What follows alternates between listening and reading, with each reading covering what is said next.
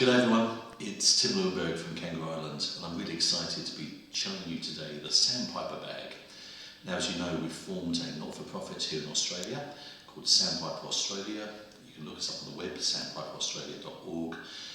And really this is following on from the success of the UK Sandpiper Trust. Now, the Sandpiper Trust was set up after the very unfortunate death of a young lad, Sandy Dixon, and the attending doctor didn't really have the equipment or the training that was required to make a difference to this pre-hospital incident in a small rural community. Now, Scotland has been doing this for over 15 years. They've had over 1,000 Sandpiper bags distributed to first responders. And it would seem sensible to do the same thing here in Australia. We have rural generalist clinicians with broad brush skills in emergency medicine, and many also have skills that they maintain in theatre. So a lot of them already respond to incidents in their communities, but they do so without standardised equipment, training or clinical governance. And that's something we're keen to try and establish here for rural Australians. So let's show you the Sandpiper bags. These were very kindly donated by the Scottish to Sandpiper Australia. At the moment they're still badged up with the Sandpiper logo from Scotland, but shortly we'll be going to the ones with the kangaroo, Sandpiper Australia. It's good kit. I've been using this stuff now for over a year as part of my pre-hospital responding in South Australia, and I really like it. There are tough handles, top and bottom. There's a carry strap, and if I flip it over, there's integrated harness for yomping long distances. There's also, just in here, a little pouch for an external sharps container. Now there's actually two bags.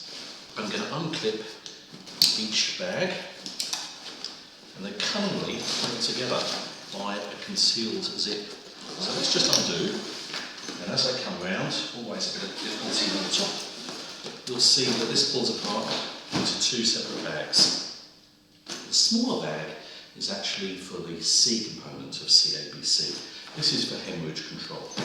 The larger bag is for airway and breathing. I'll take you through those in a little bit more detail using my packs.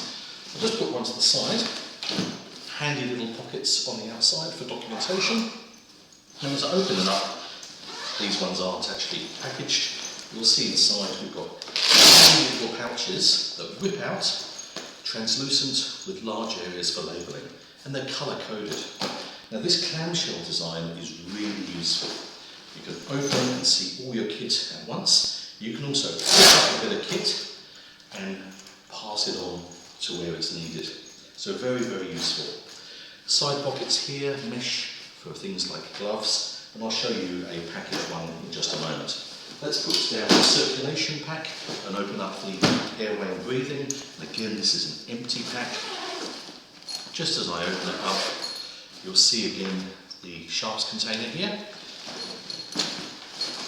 Tie down straps to keep everything in place, and here are a bundle of translucent Velcro attached pouches which can be used to individualise your equipment. What's clever here is an oxygen sock.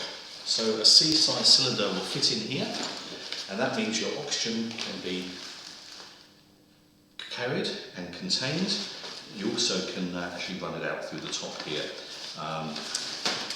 And again, space for taking in airway and breathing, mesh pockets at the side. It's very robust. As I said, I've been using this in the harsh Australian environment for some time now. And I've had no problems. In fact, I've replaced my ambulance and retrieval packs with this stuff. There is, of course, as in most quality equipment, a rain cover down the back here, so that can be used if you do have adverse conditions. Although, frankly, the problem for us in Australia is more likely to be sunshine and dust. I'll just put this one to the side, and I'll take you through my packs if that's okay. So here's the smaller pack. It looks quite bulky now. I carry this in the back of my car, and I actually have it separate from the breathing and airway pack. So this is my circulation pack. Inside I have a range of Sharpie pens and documentation, and also my Viewituri, which is basically a cheat sheet of common drugs and resuscitation algorithms, etc. So we'll close that up and we'll open up the pack proper. And this is where you see the clamshell design really come to the fore. There we go. This is for major hemorrhage control. A pair of trauma shears attached here, stethoscope, blood pressure cuff, an easy IO sitting in here, splinting with SAM splints for the pelvis, long limb splints, a Slishman splint, which is essentially one of the many femoral traction devices on the market. I like this one as opposed to things like the CT6 or the Prometheus, because it is actually quite short and you can use it for adult and child. You can also use it for bilateral femoral fractures. So it's very fluid potent in that regard. Using SAM splints to give extra conformational shape to my packs, and then IV fluids, IV access, wound closure, bandages. Again, designed to be taken out, and I can throw that across the room if needed, and everything I need to control major hemorrhage, tourniquets, etc. hidden down here in the major bleed module with quick clot, hemostatic dressing, Israeli or emergency bandages, etc. So that's the smaller pack for circulation, because the algorithm at the moment is CABC. So this is my first pack, or my first thing.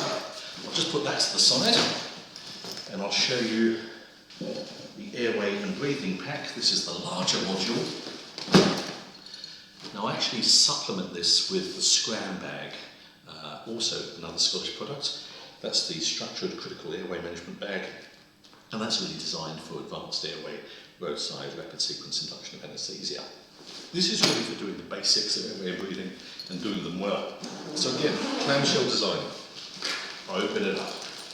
And what have we got inside? Oxygen masks, torches, surgical airway equipment, needle and finger thoracostomy, eye gels as supraclinic airway devices. The Suction Easy device, which is basically a handheld squeeze suction device, very robust, much less likely to break than a lot of the other devices. At the other end is the oxygen box, and that can just flip out and be available, and some bag masks there with PEEP valves attached. Gloves in the side pockets here, and even a couple of chest tubes in the unlikely event they're needed for maybe massive hemothorax or a collapsed lung, where we don't have to do a finger thoracostomy because the patient's not under positive pressure ventilation. So, airway and breathing, and the smaller pack for circulation.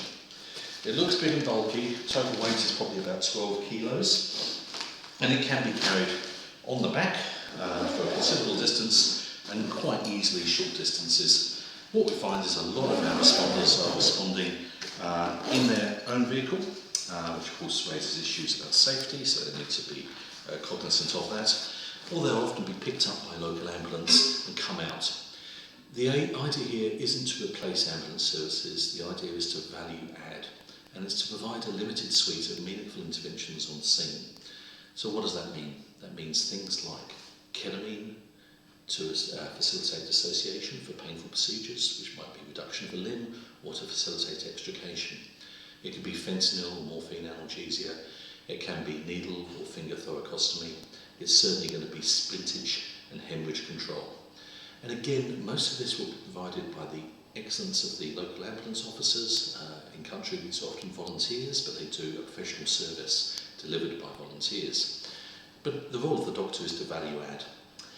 We've also got a suite of medications which will carry, a lot of this can be supplied by the doctor's bag suppliers, or it can be sourced through the local hospital. Here in South Australia, we have a system to restock our doctors who operate under the Rural Emergency Responder Network. There are about 40 of them. At the moment, they're using ambulance bags, and I'm hoping in time people will transition to the Sandpiper module, given that it seems to have so many advantages over current kit. All right, I hope that was useful.